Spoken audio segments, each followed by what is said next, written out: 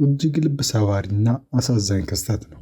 ገና ለመኖር የሚጓጓ ልጅ ላይ እንዲህ ያለ ጭካኔ፣ እሱ በማያውቀውና ባልተሳተፈበት ድርጊት ውስጥ ሕይወቱን ማሳጣት በጣም ያሳዝናል። ከቅርብ ጊዜ ወዲህ በጣም በሚባል ሁኔታ በብዛት ሰዎች እየሞቱ ይገኛሉ።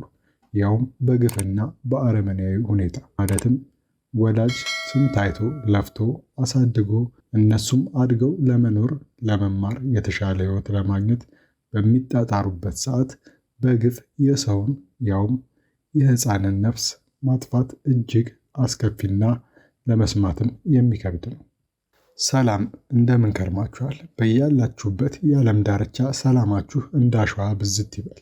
ውድ የዳጉ አዲስ ቤተሰቦች፣ ዳጉ አዲስ ወቅታዊ፣ ማህበራዊ እንዲሁም አዝናኝና አስተማሪ ፕሮግራሞችን ለእናንተ ለውድ ቤተሰቦቻችን ይዘን የምንቀርብበት የዩቲዩብ ገጻችን ነው። እናንተም ለቻናላችን አዲስ ከሆናችሁ ቪዲዮውን ከመጀመራችሁ በፊት ላይክ እንዲሁም ፔጁን ሰብስክራይብ በማድረግ እንድትጀምሩ እያበረታታው ለዛሬ ወደ ያስኩላችሁ መረጃ አልፋለሁ።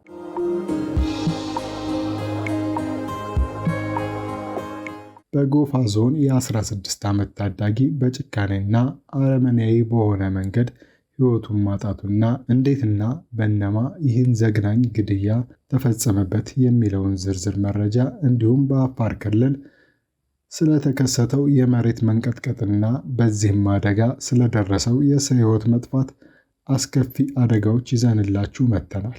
አብራችሁን ቆዩ ግብዣችን ነው።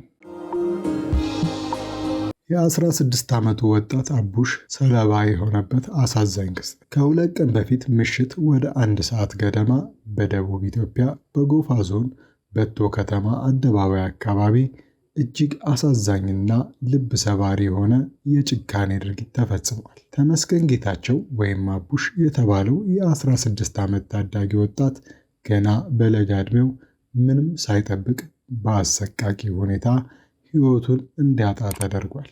እንደተዘገበው ይህ አሳዛኝ ግድያ የተፈጸመው በዋናነት ቂም በቀል በሚባል ስም በሚታወቀው አሮጌና አውዳሚ ባህላዊ ግጭት ምክንያት ነው። ያውም ደግሞ በፊት በነበረ የአያትና ቅድመ አያት ጥፋትን ምክንያት በማድረግ ምንም የማያውቀውን የ16 ዓመት ልጅ ሰለባ አድርጓል። የሚያሳዝነው ነገር ጉዳዩ ወይም ጸቡ ሲፈጠር እንኳንስ በቦታው ያልነበረ እንዲያውም ገና ያልተፈጠረ ልጅ ላይ እንዲህ ያለ የጭካኔ ድርጊት መፈጸም በፍጹም ተቀባይነት የሌለው የህሊና መታወር ነው። በሚያሳዝን ሁኔታ በሀገራችን እንደዚህ ባሉ እና በዘር በጎሳ በጣም እጅግ በጣም በሚባሉ ስፍር ቁጥር የሌላቸው ዜጎች ላይ በተለይ ወጣቶች እያለቁ ይገኛሉ።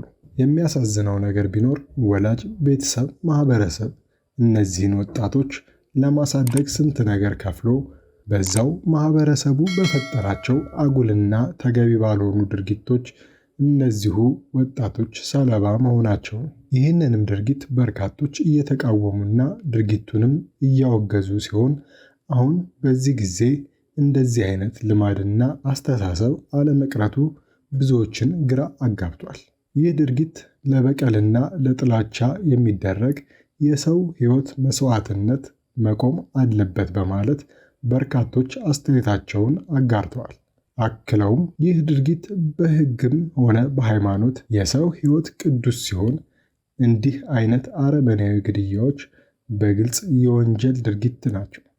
የሀገሪቱ የሕግ አካላት ለተመስገን ፍትህ እንዲያገኙ በጥብቅ እንዲሰሩ ጥሪ እናቀርባለን። ኢትዮጵያ የብዙሃንና የመከባበር ሀገር እንደመሆኗ መጠን እነዚህን ኋላ ቀርና ሰላምን የሚነሱ ልማዶችን በአንድነት በመቃወም ለልጆቻችን የተሻለና ሰላማዊ የወደፊት ዕድል መፍጠር የእኛ ድርሻ ነው። ለወጣት ተመስገን ጌታቸው ወይንም አቡሽ ወላጆች፣ ቤተሰቦችና ወዳጆች በሙሉ ልባዊ መጽናናትን እንመኛለን።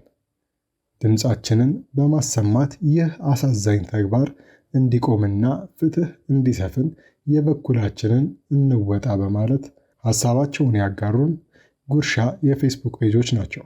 ሌላው አሳዛኝ ዜና ደግሞ በአፋር ክልል በረሃሌ ወረዳ በመሬት መንቀጥቀጥ ምክንያት የሰው ሕይወትና ንብረት ላይ እጅግ ከፍተኛ ጉዳት ማስከተሉን ነው። በዚህም አደጋ የ12 ዓመት ልጅ ሕይወት ሊያልፍ ችሏል። በተጨማሪም ከ43,000 በላይ ሰዎች ቤት አልባ መሆናቸው ተዘግቧል።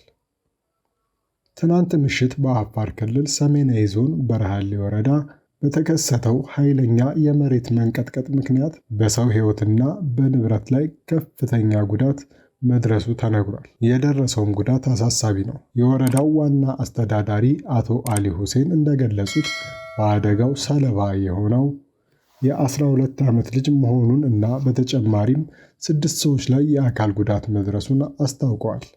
አክለውም አቶ አሊ የበቡሬ እና አስጉቢ ቀበሌዎች በርካታ ቤቶች ሙሉ በሙሉ በሚባል ሁኔታ መፍረሳቸውን አስታውቀዋል።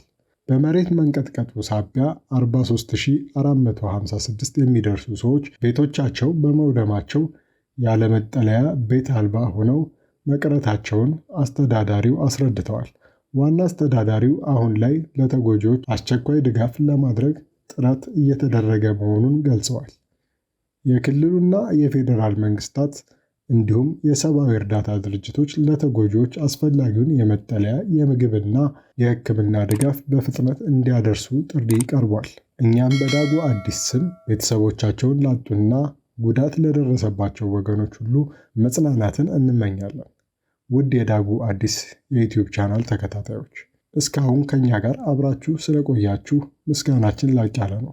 ፔጁን ሰብስክራይብ፣ ላይክ ያላደረጋችሁ ካላችሁ በድጋሚ ሰብስክራይብ በማድረግ ቤተሰብ እንድትሆኑ እየጋበዝኩኝ የዛሬውን መሰናዶ በዚሁ አጠቃለልኩኝ።